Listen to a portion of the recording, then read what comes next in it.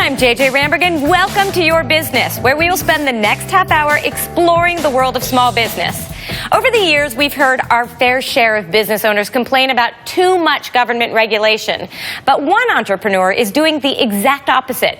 She spent time in Washington lobbying for more rules around her industry. Deeply concerned about the toxins she says we're using in our everyday products, she started her own cosmetics and skincare line and wants others to copy the way she's doing things.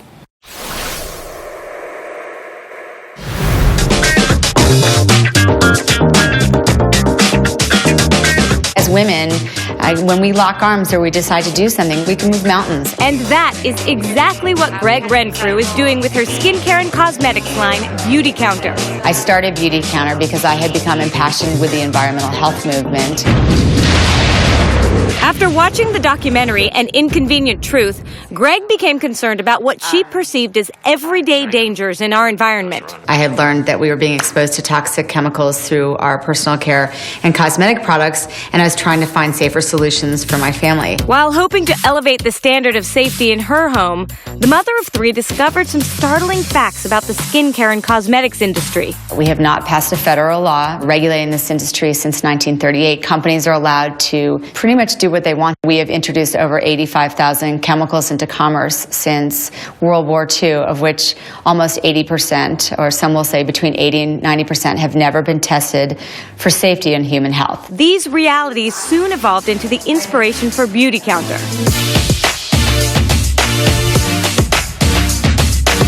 Gregg thought her vision was simple. Create a line that was 100% safe with high-performing results. The first phone call I made was to Christy Coleman, who is a celebrity and fashion makeup artist, who was the first leading makeup artist to really clean up her kit and to try to use safer products on her clients. I absolutely wanted to prove, as an industry expert, that this could be done. Gregg also brought on Mia Davis, the former operating director of the Campaign for Safe Cosmetics.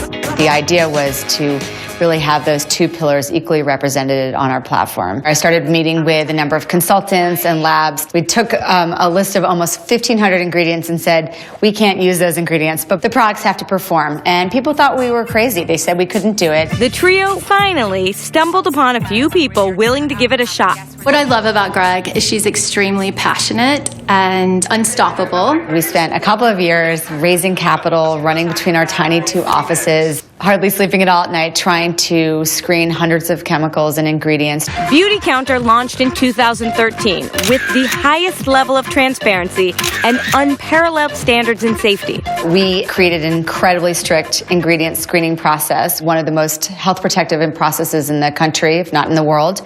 Gregg's customers became believers, so much so that she's recruited nearly 8,000 of them to make up a robust network of passionate consultants. They're sharing the story of Beautycounter. They're sharing the story of safe ingredients and helping communities and families make better choices. Products are also sold on the Beautycounter's website, and strategic partnerships with brands like J. Crew and Gwyneth Paltrow's lifestyle site Goop have played a big part in Beautycounter's booming business. We've just passed the million product mark. We've shipped over 1 million products.